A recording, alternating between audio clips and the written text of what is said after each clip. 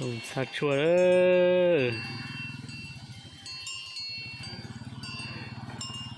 Lúc này một sạc chua mà giò nhẹ là đê lo đền đĩa đó.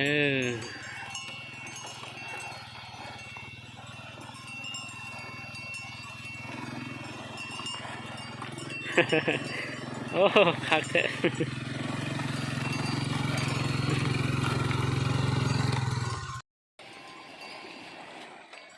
เกี่ยมจะข้ามนำมิ่งนี่เลย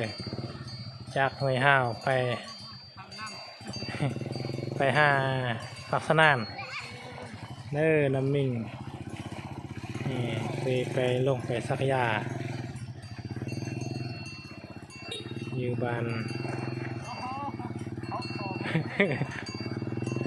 ทางเทิงให้อันเอาตื่นลุ่มลึกมาแล้วฮอตฟังมาเลย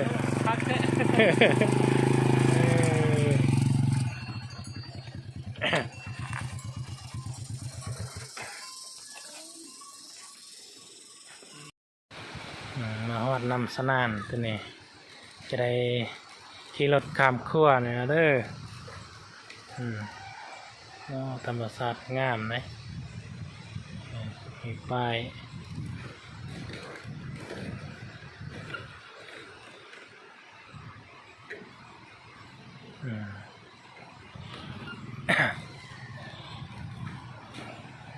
ข้ามมาเลยข้ามขั้วนำสนานให้นี่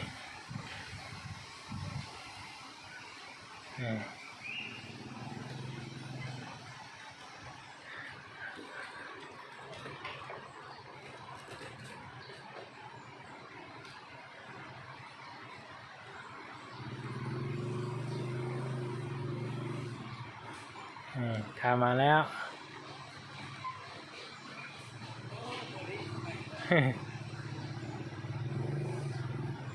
ความกันด้านมันส่งไปสักยายวันปักสด้านแน่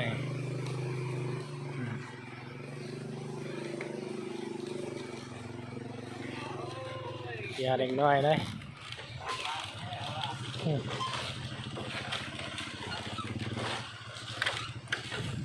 ความลำบากนะ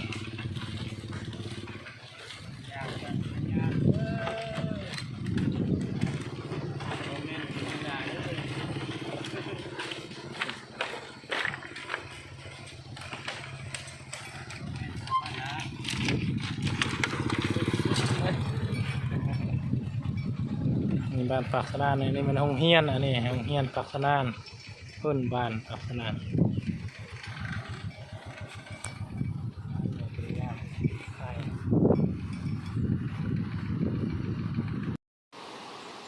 เดี๋ยว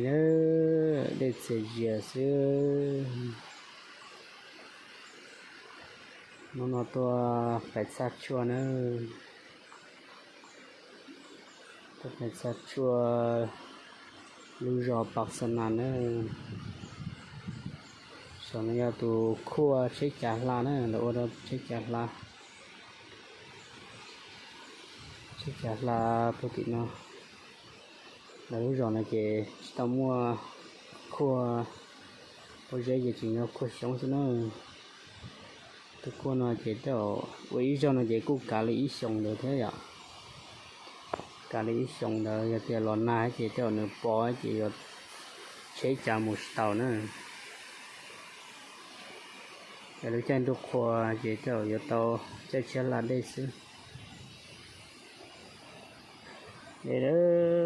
ตัวเชื่อเสียสิ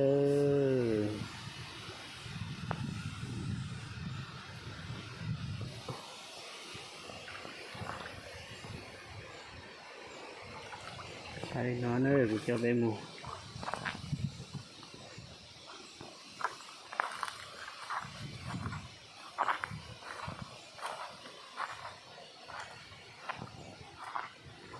นอนเลยจะรู้รอตัวสัตว์ชัวมีหน่วยยาวนั่น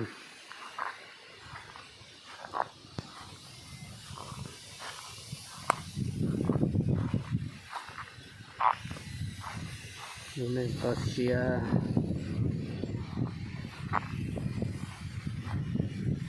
này là lúc trên nè tạo tua bố thì nó tua